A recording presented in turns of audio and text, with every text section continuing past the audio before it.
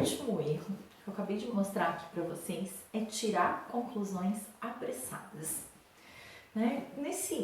Nessa área de recrutamento e seleção, você vai virar um expert em identificar o perfil das pessoas, identificar quais atitudes ela apresenta, quais atitudes não apresenta, qual é o perfil comportamental. Então, quando você conhece uma pessoa, é inevitável, você já começa a definir na sua mente o perfil e identificar várias coisas nela. É como se fosse um dentista. Ele vai olhar para uma pessoa, né, inevitavelmente ele vai olhar para onde? Para o dente, ele vai querer ver como é que é o dente dessa pessoa, porque é o dia a dia dele, é o trabalho dele. Nós só precisamos cuidar pra gente não virar um chato e ficar falando isso para as pessoas, para os amigos, né? Porque tem gente que não quer saber, ela não quer se autoconhecer, não quer que fiquem julgando ela, né? Então isso a gente faz no ambiente de trabalho. Porém, na entrevista também acontece isso. O candidato acabou de chegar, sentou na sua frente, ele começa a falar, às vezes em segundos, em poucos minutos, você já tem na sua mente como que ele é, qual é o perfil dele, o que ele apresentou, o que ele não apresentou. E essa primeira impressão, ela pode estar errada, porque você ainda não deu tempo de ele mostrar. Né? Então a gente precisa ter essa calma. Mesmo que você seja um ótimo recrutador e consiga realmente perceber muito rápido o perfil e a forma, né, e as competências que aquela pessoa tem, é bom você deixar um tempo para ela falar, para ela expressar, continuar fazendo as perguntas. É aquilo que eu falei, não vai encerrar uma entrevista com 3 minutos, ok? Por quê? Teve uma época da minha carreira que eu fazia avaliação de perfil e cobrava por isso. Ou seja, na Clique RH a gente tem contato com muitos candidatos. E muitos candidatos às vezes passavam por várias entrevistas e não conseguiam se recolocar. E daí eles contratavam para a gente dar um parecer para ele de o que tinha de errado no perfil, o que ele estava falando, né? Então essa avaliação era assim, a pessoa chegava, a gente fazia entrevista, aplicava teste e depois mostrava o resultado para ele, apontando o que tinha aparecido na entrevista de competências, o que não tinha aparecido na entrevista de competências, né? Era um trabalho bem bacana.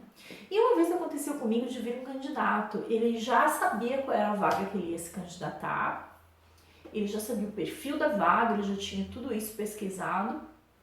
E ele que veio fazer a avaliação de perfil comigo para me passar o que ele poderia melhorar, né, para conseguir ganhar essa vaga, ou seja, conquistar essa vaga, né, passar no processo seletivo. E ótimo, era mais uma avaliação de perfil, para mim tudo normal. Ele chegou na sala dele e disse, eu quero te contar um pouquinho da minha história. Eu falei, não, vamos fazer a entrevista e no final a gente conversa.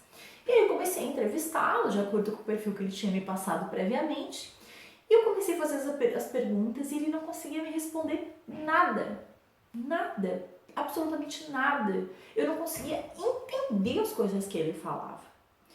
E a percepção que eu tive de imediato é que ele tinha algum déficit, né? Que ele tinha algum tipo de transtorno mental. E eu comecei a pensar comigo, nossa, como que eu vou falar isso pra ele? Como que eu vou contar pra ele que ele tem um déficit cognitivo? E aquilo começou a me deixar um pouco aflita. Mas mesmo assim, eu continuei fazendo as perguntas. E fui fazendo, e depois de uns 10 ou 15 minutos de entrevista, eu não consigo precisar exatamente o tempo, ele começou a conseguir responder.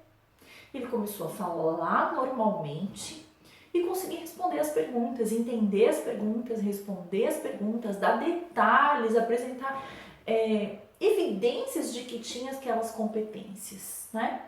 Chegou no final da entrevista, eu identifiquei que ele tinha o perfil, que ele era apto àquela vaga que ele queria se candidatar, né? Que ele iria se candidatar.